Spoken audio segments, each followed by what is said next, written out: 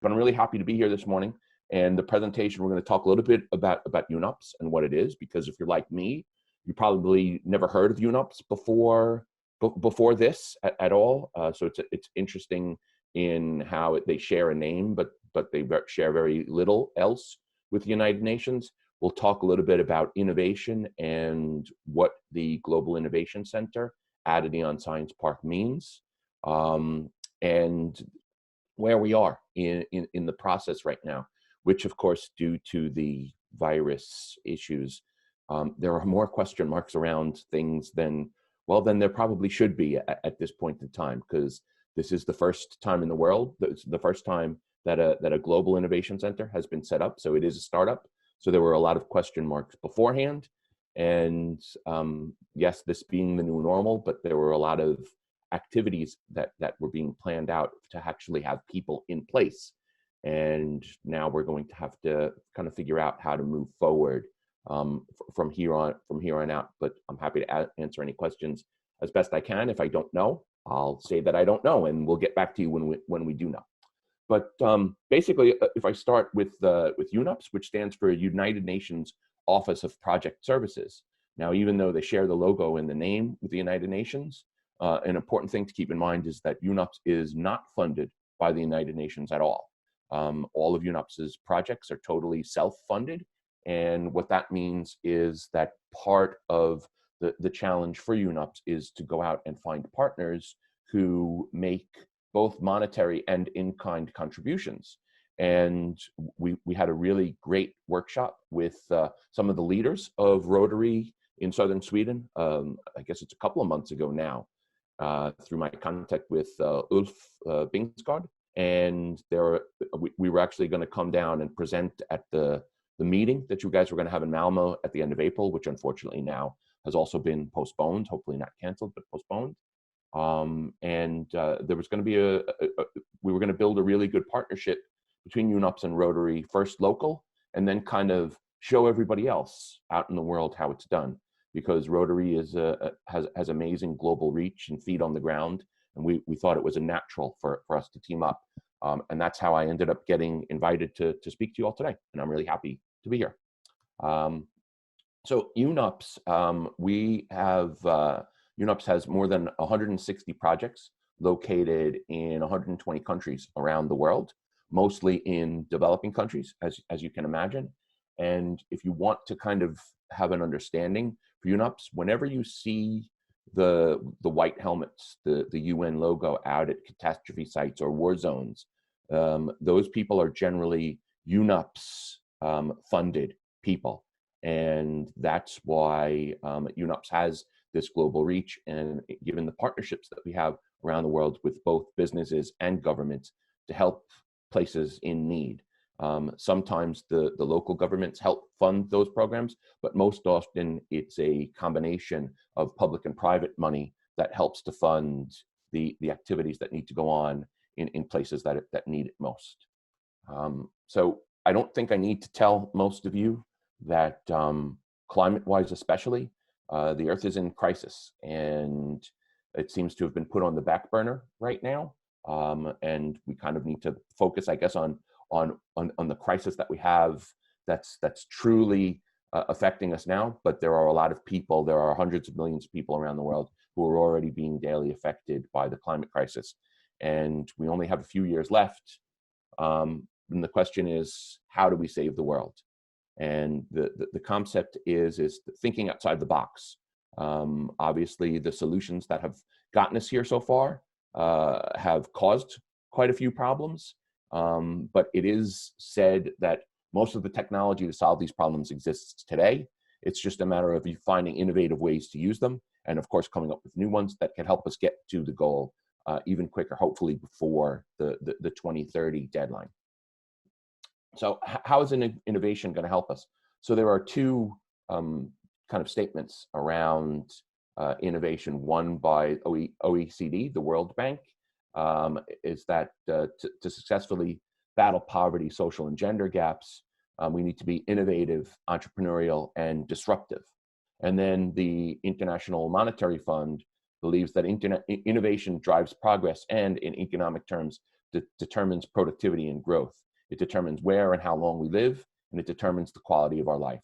All of these things that are important. And although, yes, the environmental issues are what gets raised up to the top, the goal of the Global Innovation Center is to actually work towards all 17 of the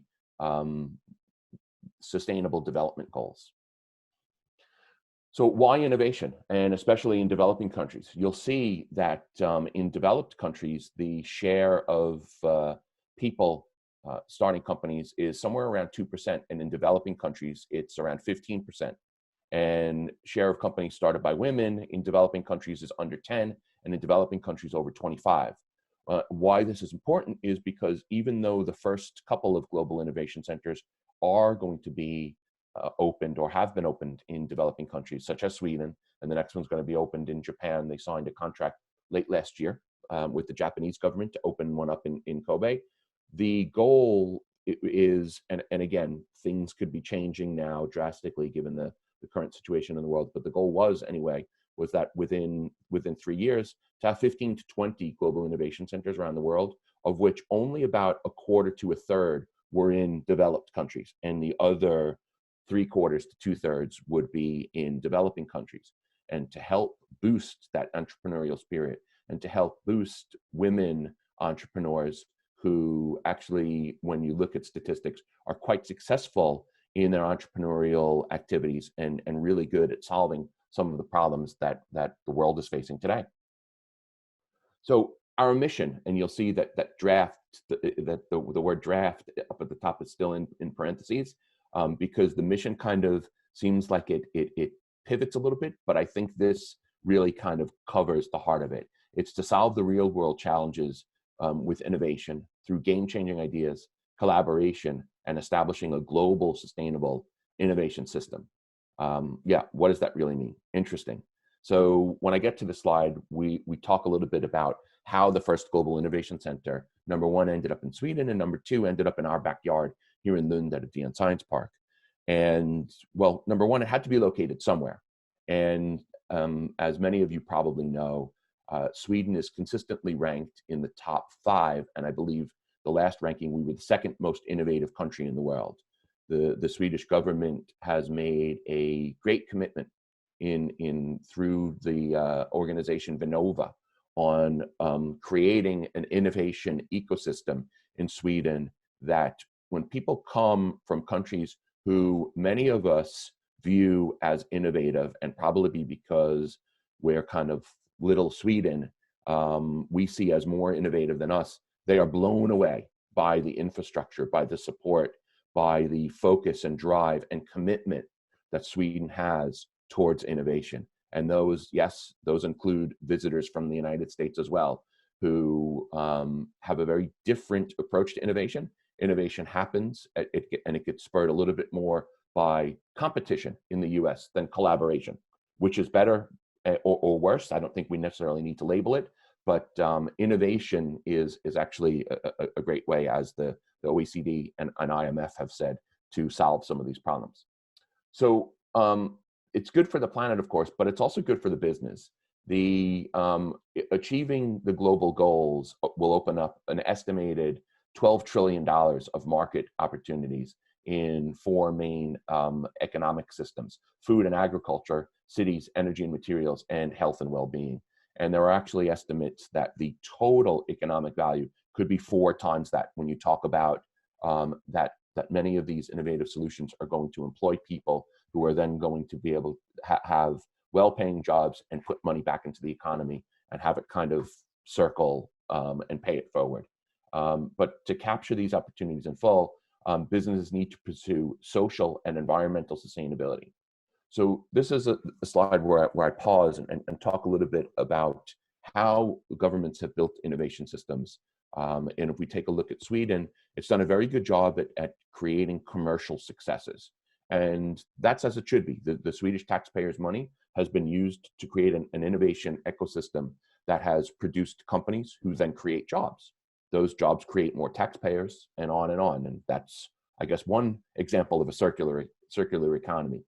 But what UNOPS found in their research was that the innovation system has also kind of built up when we talk about investment, a culture of very high return in a shorter period of time. And while on the commercial side of things, that type of investment strategy can work, even though it's actually proven that a little longer term strategy works better, while it can work, in order to solve the issues that we're talking about, climate change, equality, poverty, things like that, it's not a viable investment model. So there are more and more impact investors that are coming up. I don't remember his name right now, but the founder of Klarna, who's a billionaire, he has actually started his own fund to invest in business ideas that will probably take a little bit longer to be commercial successes. Not that there's anything wrong with that, but it's solving the problem that's first and foremost in social investors' minds. And that's where UNOPS is going to do things a little bit differently. Neal, can I just interrupt? We have a really interesting question here from Anna. Is it okay if I pose it now? Sure. Super. Because Anna is asking, what thoughts does UNOPS have on the economy and the move to a more circular economy? Yeah, I mean, honestly, specifically, I can't really answer that question. I think I might be able to dive into it a little bit deeper when I talk about how we're actually going to get ideas into the Global Innovation Center. And circular economy ideas are certainly something, ideas that we would be interested in, depending on, well, again, I think that I have another slide where it might make a little bit more sense. So if we can just hold off a couple of minutes, I think I can cover that. Okay. So a few other things that being a partner with UNOPS can provide is access to the UN network, international expertise. For example, MIT, Oxford, and Harvard are all hopping on board to open up the possibility of working together with research and documentation and things like that. And then technology and knowledge transfer, especially from developed countries to the developing parts of the world. So, of course, as United Nations Office of Project Services, we are also focused on the UN 17 Sustainable Development Goals, especially with number 8, decent work and economic growth, number 9, industry, innovation, and infrastructure. And then I think the most important, of course, is partnerships for the goals. We can't do this alone. We don't pretend that we can do it alone. And creating partnerships is going to be the key for our success and for us to be able to meet these challenges together. So how's it going to work? So in November, Grete Faremo, who's the CEO of UNOPS and is located in Copenhagen, went up to a big investor startup event in Helsinki called Slush. There are between 22 and 25,000 people that come to Helsinki in November. And if you've ever been in Helsinki in November, you understand that they need to be pretty dedicated to go to Helsinki in November. But in any case, she got time on the main stage at noon on Friday, right at the height of the event, to announce what's called a challenge. And the next slide, I'll talk about that challenge. From that challenge, a database was opened up where people all over the world could submit an idea. And according to Jonas Svensson, whose brainchild these global innovation centers are, the crazier, the better. Now, that being said, of course, there has to be some possibility that it could actually be real. So throwing a rope around the sun or pushing the sun further away so we don't warm, probably not going to make the cut. But so they have to be realistic ideas as well, even if they are a little crazy.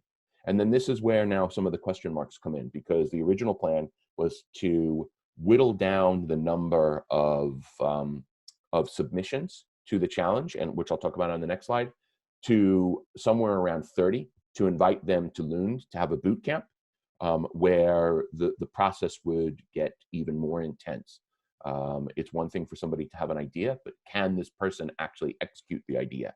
And it wasn't about taking the ideas from them, but it was maybe about saying, okay, you have this idea and you have these amazing skills, but we need to find a team for you. And that's what we can do in our network. And it was one of the reasons why a Dion Science Park was chosen, because as the oldest science park in Northern Europe, we have the expertise, we have the knowledge, we have the network to help these ideas kind of get off the ground by opening up our network and working closely with them.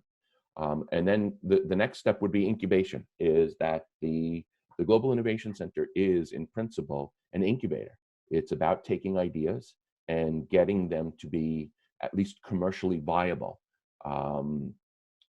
Now, the time for them to actually be profitable is what would be stretched out. And the Global Innovation Centers would form a little bit of a cocoon to make sure that investors who came in and wanted to invest in these ideas didn't come in with terms saying, well, we want 8 times our money back in 3 years. No, it's going to be more like 5 to 8% over the next several years, because the main goal of these ideas is to get their solutions out into the world.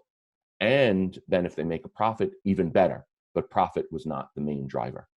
So that's the incubation. And then the ... is UNOPS opening doors out into the 150 countries that UNOPS has relationships around the world. So if you can imagine a company that comes in with an amazing solar-powered way to desalinate water, the customers who are going to be most interested in this around the world, many of them are governments. And if anybody's ever done business with any governments around the world, you know it can take quite a long time just to find the right person. UNOPS can open doors that won't be able to be opened quite so easily by startups who are sitting in other incubators around the world. So we have the power of UNOPS behind these incubation companies, which is quite a powerful presence, if you want to call it that. So the challenge that got announced in Slush was advancing resilient infrastructure in the face of climate change. Now, if you're like me and us, when you see the wording of that, you're thinking, wow, that's really, really wide. There are a lot of different ideas that could possibly be submitted that fall into resilient infrastructure. And that was actually kind of the method to the madness, is let's get inclusive. Let's take in as many different ideas as we possibly can. If you see on the bottom, the deadline was the 22nd of February, and there were about 238 submissions that went in, which are now going through the process of being weeded out for what's realistic. Okay, let's get rid of them first.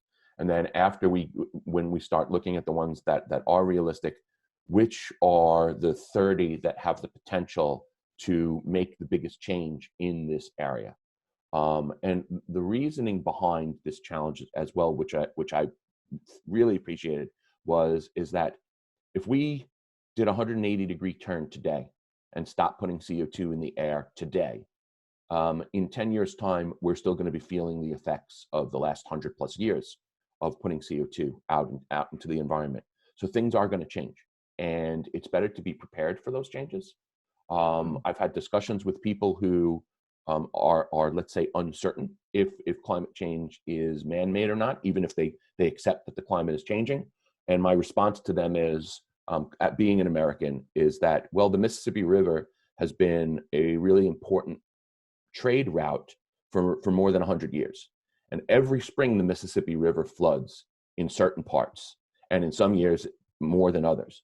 Well, nobody just kind of sat around and let the river close or let the river flood unabated. They built walls, they built levees, they built different flood abatement systems. So something can change, and whether it's man-made or not, we can still do something about it. So I don't think we need to get into a debate of whether climate change is man-made or not. It's real, it's happening, and let's get prepared for it. So that was one of the things that we really loved about this challenge, and some of the ideas I think are really going to be able to make a difference. I think that's great ending words, Neal.